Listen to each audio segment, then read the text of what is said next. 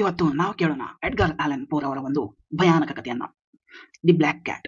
So ಇದರ ಹೆಸರನ್ನ ಎಲ್ಲರೂ ಕೇಳಿರಬಹುದು. ಇಂಗ್ಲಿಷ್ ನಲ್ಲಿ ಈ ನಾವೆಲ್ಸ್ ಅನ್ನ, ಹಾರರ್ ನಾವೆಲ್ಸ್ ಅನ್ನ ಓದೋರ್ಗಂತೂ ಈ ಕತೆ ಗೊತ್ತೇ ಇರುತ್ತೆ, ಮೇ ಬಿ ಗೊತ್ತಿರಬಹುದು. ಆದರೆ ಬಹಳ ಜನ ಕನ್ನಡದಲ್ಲಿ ಇರೋರಿಗೆ ಈ ಕತೆ ಗೊತ್ತಿರಲ್ಲ, ದ ಬ್ಲ್ಯಾಕ್ ಕ್ಯಾಟ್. ಸೊ ಈ ಕಥೆಯಲ್ಲಿ ಎಡ್ಗರ್ ಆಲನ್ ಪೋ ಏನ್ ಹೇಳ್ತಾ ಇದ್ದಾನೆ ಅಂತಂದ್ರೆ, ಒಬ್ಬ ಹೀರೋ ಇರ್ತಾನೆ, ಹೀರೋನ್ಗೆ ಏನು ಹೆಸರಿಲ್ಲ. ಇಲ್ಲಿ ಹೀರೋಗೆ ಒಬ್ಳು ಹೆಂಡತಿ ಇರ್ತಾಳೆ, ಅವಳಿಗೂ ಏನು ಹೆಸರಿಲ್ಲ. ಒಂದಿಷ್ಟು ಕ್ಯಾರೆಕ್ಟರ್ಸ್ ಬರ್ತವೆ, ಅವಕ್ಕೂ ಏನು ಹೆಸರಿಲ್ಲ. ಹೆಸರಿದ್ದು ಒಂದೇ ಒಂದು ಕ್ಯಾರೆಕ್ಟರ್ಗೆ, ಅದು ಯಾವುದು ಅಂದ್ರೆ ಬೆಕ್ಕು. ಆ ಒಂದು ಬೆಕ್ಕಿಗಷ್ಟೇ ಈ ಕಥೆಯಲ್ಲಿ ಒಂದು ಹೆಸರಿತ್ತು. ಆ ಬೆಕ್ಕಿನ ಹೆಸರು ಏನಂದ್ರೆ ಪ್ಲೂಟೋ. ಪ್ಲೂಟೋ ಬೆಕ್ಕಿನ ಹೆಸರದು, ದ ಬ್ಲ್ಯಾಕ್ ಕ್ಯಾಟ್, ಕಪ್ಪು ಬೆಕ್ಕದು ಅಂತ. ಸೊ ನಮ್ಮ ಹೀರೋಗೆ ಮನೆಯಲ್ಲಿ ತುಂಬಾ ಪ್ರಾಣಿ ಪಕ್ಷಿಗಳು ಸಾಕುವಂತ ಹುಚ್ಚಿರುತ್ತೆ. ಅವನಿಗೆ ಪ್ರಾಣಿ ಪಕ್ಷಿಗಳಂದ್ರೆ ತುಂಬಾ ಪ್ರೀತಿ. ನಾಯಿ, ಬೆಕ್ಕು, ಯಾವುದೋ ಹಕ್ಕಿ ಸಾಕಷ್ಟಿರ್ತಾವ ಅವನ ಮನೆಯಲ್ಲಿ. ಅದೇ ರೀತಿ ಒಂದು ಈ ಕಪ್ಪು ಬೆಕ್ಕಿರುತ್ತೆ, ಪ್ಲೂಟೋ. ಸೊ ಹೆಂಡತಿ ಮತ್ತೆ ಹೀರೋ ಈ ಪ್ರಾಣಿಗಳು ಚೆನ್ನಾಗಿರ್ತಾವ ಮನೆಯಲ್ಲಿ. ಬಟ್ ಸಡನ್ ಆಗಿ ಈ ನಮ್ಮ ಹೀರೋಗೆ ಕುಡಿತದ ಚಟ, ಕುಡಿದು ಬಂದು ಮನೆಗೆ ಪ್ರಾಣಿಗಳನ್ನು ಹಿಂಸಿಸೋದು, ಅವನ ಹೆಂಡತಿಯನ್ನ ಹಿಂಸಿಸೋದು, ಈ ರೀತಿ ಮಾಡ್ಲಿಕ್ಕೆ ಶುರು ಮಾಡ್ಬಿಡ್ತಾನ ನಾವು.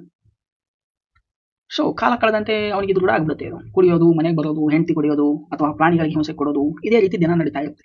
ಸೊ ಒಂದಿನ ಏನ್ ಮಾಡ್ಬಿಡ್ತಾನೆ, ಹೀರೋ ಮನೆಗೆ ಬರ್ತಾನೆ. ಮನೆಗೆ ಬಂದಾಗ ಆ ಒಂದು ಪ್ಲೂಟೋ ಬೆಕ್ಕು ಅವನ ಕಾಲ್ ಕೆಳಗೆ ಓಡಾಡ್ಲಿಕ್ಕೆ ಶುರು ಮಾಡುತ್ತೆ. ನಿಮ್ಗೆಲ್ಲರಿಗೂ ಗೊತ್ತು, ಒಂದು ಬೆಕ್ಕು ಸಾಕಿದ್ರೆ ಬೆಕ್ಕುಗಳು ಹಂಗೆ ಯಾರ ಮೇಲೆ ಪ್ರೀತಿ ಇರುತ್ತೆ ಅವ್ರ ಕಾಲ್ ಕೆಳಗೆ ಯಾವಾಗ್ಲೂ ಓಡಾಡ್ಕೊಂಡಾನೆ ಇರ್ತವೆ. ಸೊ ಆ ರೀತಿ ಓಡಾಡ್ಕೊಂಡು ಇರ್ಬೇಕಾದ್ರೆ ಪ್ಲೂಟೋ ಮೇಲೆ ಹೀರೋ ಕಾಲಿಟ್ಬಿಡ್ತಾನೆ. ಕಾಲಿಟ್ಟ ತಕ್ಷಣ ರಿಫ್ಲೆಕ್ಸ್ ಗೊತ್ತು ಬೆಕ್ಕಿಂದು, ತುಂಬಾ ಸ್ಪೀಡ್ ಆಗಿ ಅದು ಒಂದು ಆಕ್ಷನ್ ಅನ್ನ ಮಾಡುತ್ತೆ ಏನಾದ್ರು ಆದ್ರೆ. ಸೊ ಅದು ಕಾಲಿಟ್ಟ ತಕ್ಷಣ ಇವನ್ ಕಚ್ಚಿಬಿಡುತ್ತೆ ಅದು ಪ್ಲೂಟೋ. ಇವನ್ಗೆ ಸಿಟ್ಟು ಬಂದ್ಬಿಡುತ್ತೆ, ಭಯಾನಕ ಕೋಪ ಬೆಕ್ಕಿನ ಮೇಲೆ. ಸೊ ಕೋಪ ಬಂದು ಏನ್ ಮಾಡ್ತಾನೆ ಇವನು ಅಂತಂದ್ರೆ, ಒಂದ್ಸಲ ಕಣ್ಣಿ ಕುಚ್ಚಿರ್ತಾನೆ ಬೆಕ್ಕಿಗೆ ಇದೇ ರೀತಿಯಾಗಿ. ಸೊ ಈ ಸಲ ಏನ್ ಮಾಡ್ತಾನೆ ಅಂತಂದ್ರೆ, ಸೀದಾ ಹೋಗಿ ಆ ಬೆಕ್ಕನ್ನ ನೇಣು ಹಾಕ್ಬಿಡ್ತಾನೆ. ಹಿಂದ್ಗಡೆ ಹಿತ್ತಲದಲ್ಲಿ ತೋಟ ಇರುತ್ತೆ, ಆ ಒಂದು ಗಿಡಕ್ಕೆ ಹೋಗಿ ಹಗ್ಗ ತಗೊಂಡು ಕುತ್ತಿಗೆ ಬಿಗಿದು ಆ ಬೆಕ್ಕನ್ನ ಸಾಯ್ ಹೊಡೆದ್ಬಿಡ್ತಾನೆ. ಸಾಯ್ ಹೊಡೆದ ಮೇಲೆ ಸುಮ್ಮನೆ ಇರ್ತಾನ. ಮರುದಿನ ಅಕಸ್ಮಾತ್ ಆಗ ಅವ್ನ ಮನೆಗೆ ಬೆಂಕಿ ಬಿದ್ದುಬಿಡುತ್ತೆ. ಬೆಂಕಿ ಹೆಂಗ್ ಬೀಳುತ್ತೆ ಏನೋ ದೇವರಿಗೆ ಗೊತ್ತು. ಇವನೇ ಕೂಡ ದೇಶದಲ್ಲಿ ಬೆಂಕಿ ಹಚ್ಚಿರ್ಬೋದು. ಆ ಬೆಂಕಿ ಬಿದ್ದು ಮನೆಯೆಲ್ಲ ಹಾಳಾಗೋಗ್ಬಿಡುತ್ತೆ. ಬಟ್ ಒಂದಿನ ಬೆಂಕಿ ಬಿದ್ದಿನಾನೆ. ಸೊ ಒಂದು ಗೋಡೆ ಮಾತ್ರ ಉಳಿಯುತ್ತೆ. ಆ ಗೋಡೆ ಮೇಲೆ ಈ ಪ್ಲೂಟೋ ನೆರಳು ಬೀಳ್ತಾ ಇರುತ್ತೆ. ಈ ಪ್ಲೂಟೋ ರೀತಿಯ ಚಿತ್ರ, ನೇಣು ಹಾಕಿದಂತ ಒಂದು ಚಿತ್ರ ಮೂಡ್ತಾ ಇರುತ್ತೆ ಅಲ್ಲಿ. ಸೊ ಹೀರೋಗೆ ಮತ್ತೆ ಭಯ ಶುರುವಾಯ್ತು. ಏನಪ್ಪಾ ಇದು, ಈ ರೀತಿ ನಂಗೆ ಕಾಡ್ತಾ ಇದೆಯಲ್ಲ ಬೆಕ್ಕಿದು, ಕಾಡತ್ತೆ ಅಂತಾನೆ ಸಾಯ್ ಹೊಡೆದೆ, ಸತ್ ಮೇಲೂ ಕಾಡಕತ್ತಲ್ಲ ಇದು ಅಂತ ಚಿಂತೆಯಲ್ಲಿ ಇರ್ತಾನ ಅವನು. ಇದೇ ಚಿಂತೆಯಲ್ಲಿ ಇನ್ನೊಂದು ಅದೇ ರೀತಿ ಕಪ್ಪು ಬೆಕ್ಕನ್ನು ತೊಗೊಂಡ್ಬರ್ತಾನೆ ಮನೆಗೆ. ಸಾಕಿದ್ರಾಯ್ತು ಅಂತ ಹೇಳಿ ಅವನ ಹೆಂಡತಿಗೆ ಆ ಕಪ್ಪು ಬೆಕ್ಕಿನ ಮೇಲೆ ತುಂಬಾ ಪ್ರೀತಿ ಇರುತ್ತೆ. ತಗೊಂಡ್ಬಂದಾಗ ಏನ್ ಮಾಡುತ್ತೆ, ಅದೇ ಬೆಕ್ಕು ಕುತ್ತಿಗೆ ಹತ್ರ ಒಂದ್ ನೇಣು ಹಾಕಿದ ರೀತಿ ಮಾರ್ಕ್ ಇರುತ್ತೆ, ಅವನ್ ಕಲೆ ಬಿದ್ದಿರುತ್ತೆ ಅಲ್ಲಿ.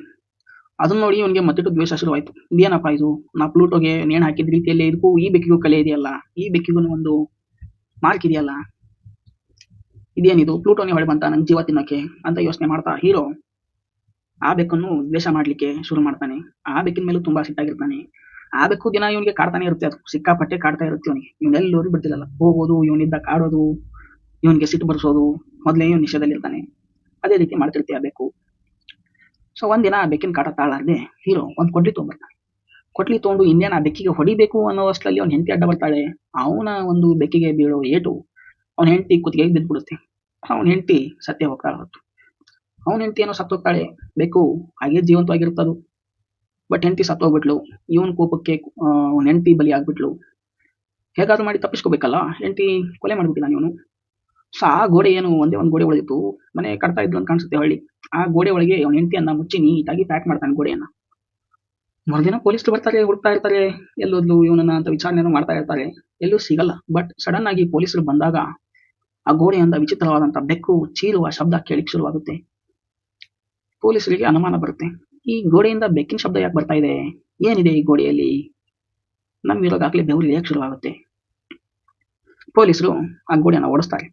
ಓಡಿಸಿದಾಗ ಅವನ ಹೆಂಡತಿ ಶವ ಆ ಬೆಕ್ಕಿ ಆ ಗೋಡೆಯಲ್ಲಿರುತ್ತೆ. ಆ ಹೆಂಡತಿ ಶವದ ಮೇಲೆ ಆ ಬೆಕ್ಕು ಕೂತ್ಕೊಂಡು ಅದು ಚೀರ್ತಾ ಇರ್ತದೆ. ಸೊ ನಮ್ಮ ಸಾಹೇಬರು ಏನ್ ಮಾಡ್ಬಿಟ್ಟಿರ್ತಾರೆ ಅಂತಂದ್ರೆ, ಕೊಡು ನಿಷೇಧದಲ್ಲಿ ಹೆಂಡತಿ ಮುಚ್ಚೋದ್ರ ಜೊತೆಗೆ ಆ ಬೆಕ್ಕನ್ನು ಸಹ ಒಳಗಡೆ ಹಾಕಿ ಪ್ಯಾಕ್ ಮಾಡ್ಬಿಟ್ಟಿರ್ತಾರೆ. ಆ ಬೆಕ್ಕಿನ ಬದುಕಿ ಇರುತ್ತೆ, ಚೀರ್ಲಿಕ್ಕೆ ಶುರು ಮಾಡುತ್ತದೆ ಒಳಗಡೆ. ಪೊಲೀಸರು ಬಂದಾಗಲೇ ಚೀಲಕ್ಕೆ ಶುರು ಮಾಡುತ್ತೆ. ಸೊ ಈ ರೀತಿಯಾಗಿ ನಮ್ಮ ಹೀರೋ ಸಿಕ್ಕಾಕೊಂತಾನೆ. ಸೊ ಜೈಲಿನಲ್ಲಿ ಇದ್ದಾಗ ಕೊನೆಗಾಲದಲ್ಲಿ ಈ ಕಥೆಯನ್ನ ಹೇಳ್ತಾ ಇರ್ತಾನೆ ಅವನು, ಹಿಂಗಾಯ್ತಪ್ಪ ನನ್ನ ಜೀವನ ಅಂತ ಹೇಳಿ. ಸೊ ಈ ಕಥೆಯಲ್ಲಿ ಎಡ್ಗರ್ ಆಲನ್ ಪೋ ಏನ್ ಹೇಳಕ್ ಹೋಗ್ತಾ ಇದ್ದಾನೆ ಅಂತಂದ್ರೆ, ಕುಡಿತದಿಂದ ಆಗುವಂತ ಒಂದು ಪರಿಣಾಮಗಳು. ಎಡ್ಗರ್ ಆಲನ್ ಪೋ ಸಿಕ್ಕಾಪಟ್ಟೆ ಕುಡಿತಾ ಇದ್ದ. ಅವನಿಗೂ ಪ್ರಾಣಿಗಳಂದ್ರೆ ತುಂಬಾ ಇಷ್ಟ.